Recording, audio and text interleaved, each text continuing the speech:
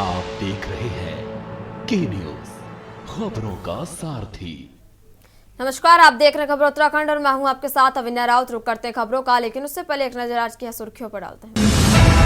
CM Pushkar Singh Dhami का आज प्रयागराज दौरा, कई महत्वपूर्ण कार्यक्रम में होंगे शामिल। उत्तराखंड मंडपम का करेंगे दौरा, महाकुंभ नगर का भी करेंगे निरीक्षण। उत्तरकाशी मुख्यालय में रात 1:40 पर भूकंप के झटके, भूकंप की 2.5 तीव्रता, लगातार आ रहे भूकंप के झटके से लोगों के अंदर डर का माहौल। 38वें राष्ट्रीय खेलों में मॉडर्न पेठालॉन में पहले दिन की उत्तराखंड पर गोल्ड की बरसात, झोली में गिरे 5 स्वर्ण पदक। पूर्व सीएम डॉक्टर रमेश पोखरियाल की बेटी से बड़ी ठगी, फिल्म पर ठगी हुई मुकदमा दर्ज हुआ।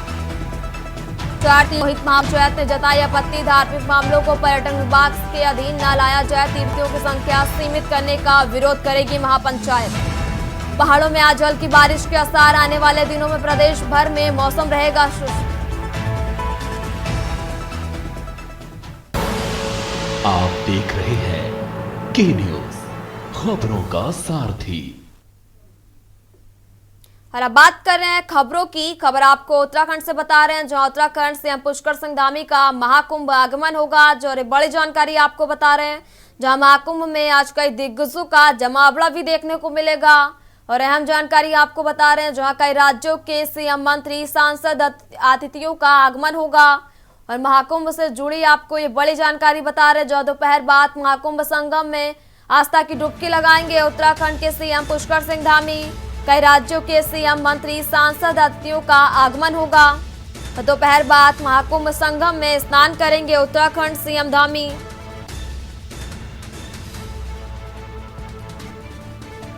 और उत्तराखंड मंडपम 7 और कल बमरौली एयरपोर्ट से पंतनगर के लिए होंगे रवाना।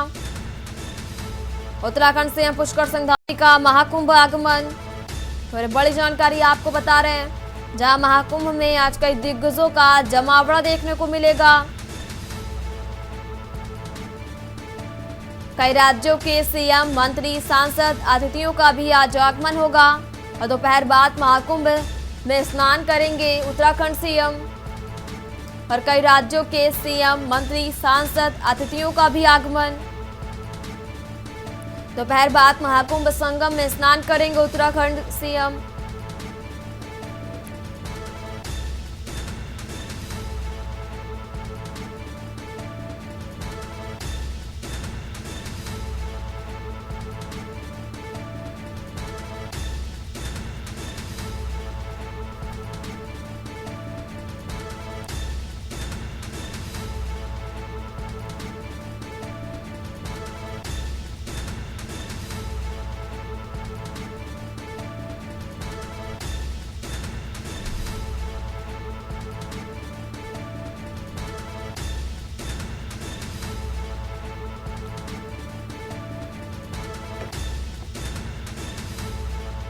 दोपहर बाद महाकुंभ संगम में स्नान करेंगे उत्तराखंड सीएम। और बड़ी जानकारी आपको बता रहे हैं, जो उत्तराखंड मंडपम सेक्टर 7 में पहुंचेंगे सीएम धामी। और कल बमरौली एयरपोर्ट से पंतनगर के लिए रवाना होंगे। और उत्तराखंड सीएम पुष्कर सिंह धामी का महाकुंभ आगमन होगा। महाकुंभ में आज कई दिग्गजों का जमावड़ा भी देखने को मिलेगा। कई राज्यों के सीएम, मंत्री, सांसद, अतिथियों का आगमन।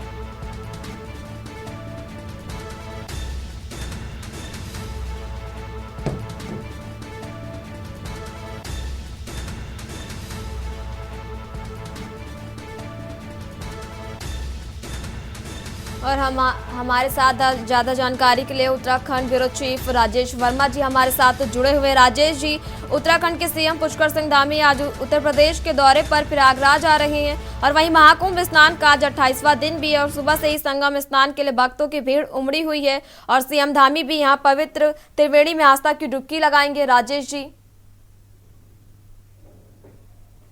सूबे के मुख्यमंत्री पुष्कर सिंह धामी का जो आज महत्वपूर्ण कई दौरे हैं और साथ ही जो आज सबसे पहला जो उनका कार्यक्रम है वो भाजपा का कार्यशाली सभा जो है वो आयोजित है, वो देहरादून में ही होनी है। उसके बाद सूबे के मुख्यमंत्री पुष्कर सिंह धामी लगभग 4 बजे के करीब जो है प्रयागराज यानी कि महाकुंभ नगरी जो है वो पहुंचेंगे और उनके वहां महत्वपूर्ण कार्यक्रम है। महत्वपूर्ण कार्यक्रमों में की बात करें तो क्या जो भजन संध्या है वो शाम को उनकी वहां पर वो आयोजन में सम्मिलित होंगे। इसके साथ साथ जो है ज्ञान महाकुंभ में जो है वो वहां पर सम्मिलित होंगे और इसके साथ कई साधु संतों के साथ उनके जो है वार्ता है। क्योंकि देखिए, अब आपको बता दें कि जो अप्रैल और मई के बीच जो है वो चारधाम यात्रा जो है प्रदेश के अंदर शुरू होने जा रही है। तो इस समय तमाम जो साधु संत हैं उनका जमावड़ा जो है वो इस समय प्रयागराज में मौजूद है, क्योंकि महाकुंभ चल रहा है। सभी साधु संत जो है वहां पर विराजमान है, क्योंकि लगातार शाही स्नान से लेकर तमाम स्नान जो है वो प्रयागराज में चल रहे हैं। तो इसी कारण एक जो है उनकी वार्ता जो है कई साधु संतों से जो मुलाकात है वो उनकी वहां पर आयोजित है, क्योंकि वहां पर वो जाएंगे और साथ ही उनको चारधाम आने का जो न्योता है वो उनको वहां पर देंगे, क्योंकि बड़ा आशीर्वाद जो है साधु संतों का जो है चारधाम स्थलों पर जो है वो रहता है। और यही वजह है कि मुख्यमंत्री पहले महाकुंभ जाकर के सेक्टर 7 और सेक्टर 9 में जो है उनके कार्यक्रम है, यानी कि भजन संध्या में भी वो आएगी, वो सफल होंगे और कई ज्ञान गुरुओं से जो है वो उनकी मुलाकात है। और उस आयोजन के बाद जो है मुख्यमंत्री रात्रि विश्राम भी जो है संभवतः बताया जा रहा है कि उनका वहीं पर हो सकता है। लेकिन फिलहाल देखिए, उनका महत्वपूर्ण आज दौरा है प्रयागराज का और ये बड़ा टाइट और बड़ा बिजी शेड्यूल है, क्योंकि कई मुलाकातें जो है उनकी वहां होने जा रही है। अलग अलग मठाधीशों से, अलग अलग संतों से जो है मठ के जो है उनकी मुलाकात होंगी और सभी से वो चारधाम यात्रा में आने का न्योता जो है सभी को देंगे। क्योंकि देखिए, अप्रैल मई में जो है शुरुआती दौर पे जो है ये शुरुआत महाकुंभ के बाद जो है ये शुरुआत जो है चारधाम यात्रा की हो जाएगी और बड़ी संख्या में श्रद्धालु जो है चारधाम यात्रा के लिए प्रदेश भर में आते हैं। और यही वजह है कि मुख्यमंत्री पहले वहां पर महाकुंभ में त्रिवेणी घाट पर जो है स्नान करेंगे और उसके बाद सभी साधु संतों का आशीर्वाद लेने के बाद उनको जो है चारधाम आने का न्योता भी देंगे।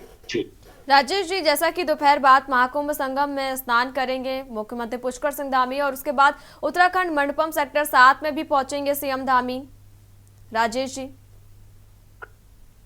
बिल्कुल, देखिए बिल्कुल मुख्यमंत्री के कई ऐसे कार्यक्रम है, सेक्टर 7 में भी जाना है उनको और सेक्टर 9 में भी उनका एक कार्यक्रम है जिसमें भजन संध्या का कार्यक्रम है। उसके साथ साथ ज्ञान महाकुंभ में वो शामिल होंगे। इसके बाद जो है शाम को अगर बात करें 6 बजे के करीब लगभग 9 बजे आचार्य मंगेश्वर मार्ग पर जो है वहां पर एक सभा, माफ कीजिएगा, एक उनका कार्यक्रम है, प्रतिभाग उसमें लेंगे। साधु संत उसमें कहीं मौजूद रहेंगे। और इसके साथ साथ जैसे मैंने आपको बताया कि अप्रैल माह में जो है चारधाम यात्रा की शुरुआत हो रही है, तो सभी जो साधु संत हैं उनको उनका आशीर्वाद लेने के साथ साथ जो है मुख्यमंत्री उनको न्योता जो है खासतौर से चारधाम यात्रा, चाहे बद्रीनाथ, केदारनाथ, यमुनोत्री की बात करें तो सभी साधु संतों को जो है चार धामों में आने का न्योता जो है वो यहाँ पर मुख्यमंत्री देते हुए नजर आएंगे। देखिए, लगातार मुख्यमंत्री चारों धामों की जो है मॉनिटरिंग कर रहे हैं, लगातार चारों धामों में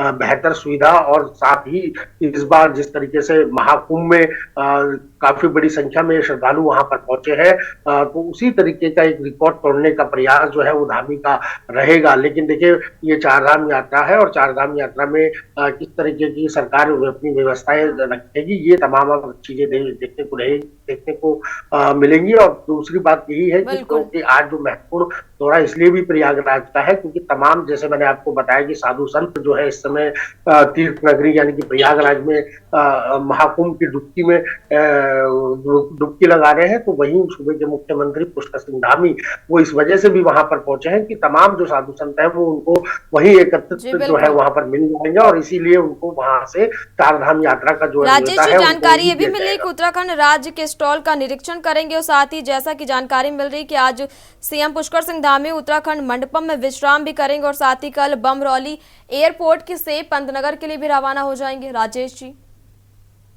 बिल्कुल, देखिए जैसे मैंने आपको बताया कि अभी शाम यानी कि आज शाम जो है 4 बजे के करीब जो है वो प्रयागराज पर उसके साथ उनके कई ऐसे जो मुलाकातों का दौरा है, जो साधु संतों का आशीर्वाद है वो वहां पर लेंगे और खुद वहां पर स्वयं महाकुंभ में वो डुबकी लगाएंगे, माँ गंगा का आचरण लेंगे और इसके साथ साथ जो कई ऐसे प्रस्तावित उनके कार्यक्रम है क्योंकि देखिए आज काफी बिजी शेड्यूल है प्रयागराज में और प्रयागराज में उसके बाद जो है रात्रि विश्राम भी उनका वहीं पर है और कल जो है वो वहां से उनकी रवानगी होगी। लेकिन फिलहाल आज का जो शेड्यूल है वो काफी व्यस्त है शेड्यूल है क्योंकि कल भी हमने देखा है कि मुख्यमंत्री जब दिल्ली में भाजपा की जो जीत हुई है उसको लेकर के काफी जो है उत्साहित देखने को मिले क्योंकि लगातार हमने देखा है कि उन्होंने जो कई तापातोड़ जनसभाएं जो है वो वहां पर दिल्ली में की थी और उसके बाद दिल्ली में जीत दिलाने के बाद अब वो महाकुंभ पहुंच रहे हैं। महाकुंभ में वो आस्था की डुबकी लगाएंगे, इसके साथ साथ साधु संतों का आशीर्वाद लेंगे और चारधाम यात्रा के लिए सभी को न्योता देंगे और यही इनके महत्वपूर्ण कार्यक्रम है क्योंकि आने वाले समय में जो है चारधाम को बड़ी तरीके से जो है संख्या जो है वो तीर्थ यात्रियों की प्रदेश के अंदर बढ़े। जिस तरीके से महाकुंभ में संख्या बढ़ती हुई नजर आ रही है उसी तरीके का जो है कॉन्सेप्ट जो है वो उत्तराखंड सरकार का है कि ज्यादा से ज्यादा लोग जो है यहाँ पर चारधाम यात्रा में भी आए और यहाँ की जो आस्था की डुबकी है उसका भी अनुभव ले। और यही वजह है कि मुख्यमंत्री जो है आज शाम 4 बजे यहाँ से मतलब शाम 4 बजे प्रयागराज जो है वो वहां पहुंचेंगे और कई ऐसे उनके आयोजित कार्यक्रम है जो साधु संतों के साथ हैं वो वहां पर सम्मिलित होंगे और इन कार्यक्रमों के द्वारा ही जो तमाम जो साधु संत हैं उनका आशीर्वाद लेने के साथ साथ उनको चारधाम यात्रा का न्योता भी देंगे। जी राजेश जी, आपका बहुत बहुत शुक्रिया तमाम जानकारी हमारे दर्शकों के साथ साझा करने के लिए और एक बड़ी जानकारी आपको बता रहे हैं जहां आज महाकुंभ में कई दिग्गजों का जमावड़ा देखने को मिलेगा और उत्तराखंड की खबरों में फिलहाल यहां रुकेंगे एक छोटे से ब्रेक के लिए, जल्द हाजिर होंगे। आप देख रहे हैं के न्यूज। अब ब्रेक के बाद रुक करते हैं उत्तरकाशी का जहां जनपद में देर रात भूकंप के झटके किए गए महसूस और भूकंप की तीव्रता 2.5 और केंद्र रहा जिला मुख्यालय और बड़ी जानकारी आपको बता रहे हैं जहां भूकंप की तीव्रता 2.5 रही। मांडो गांव के जंगलों में जमीन से 5 किलोमीटर नीचे बताया जा रहा और बड़ी जानकारी आपको बताएं जहां भूकंप के झटके इतने तेज थे कि घरों से बाहर निकल आए लोग। भूकंप के झटके इतने तेज थे कि घरों से बाहर निकलने लगे लोग और बड़ी जानकारी आपको बता रहे हैं जहां पिछले जनवरी माह में भूकंप के 10 झटके महसूस किए गए थे और लगातार आ रहे भूकंप के झटकों से लोगों में दहशत का माहौल है। फिलहाल भूकंप से किसी भी जानमाल का सूचना नहीं। जनपद में देर रात भूकंप के झटके महसूस किए गए।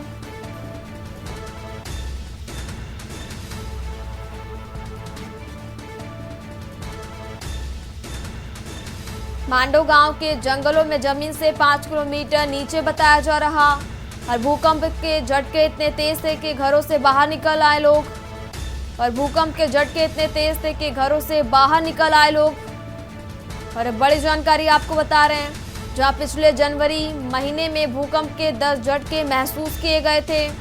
लगातार आ रहे भूकंप के झटके से लोगों में दहशत। फिलहाल भूकंप से किसी भी जानमाल की कोई सूचना नहीं और जनपद में देर रात भूकंप के झटके महसूस किए गए। फिर उत्तरकाशी से आपको ये बड़ी जानकारी बता रहे हैं जहां भूकंप की तीव्रता 2.5 और मांडो गांव के जंगलों में जमीन से 5 किलोमीटर नीचे बताया जा रहा।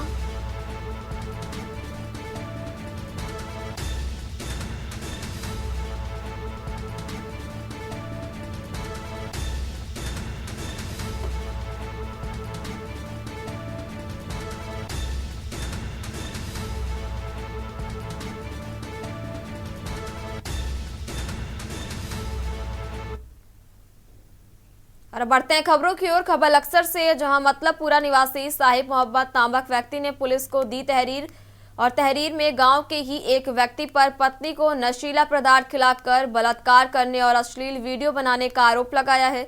पुलिस ने आरोपी के खिलाफ बलात्कार सहित कई धाराओं में मुकदमा दर्ज कर आरोपी साहिब मोहम्मद को गिरफ्तार भी कर लिया है।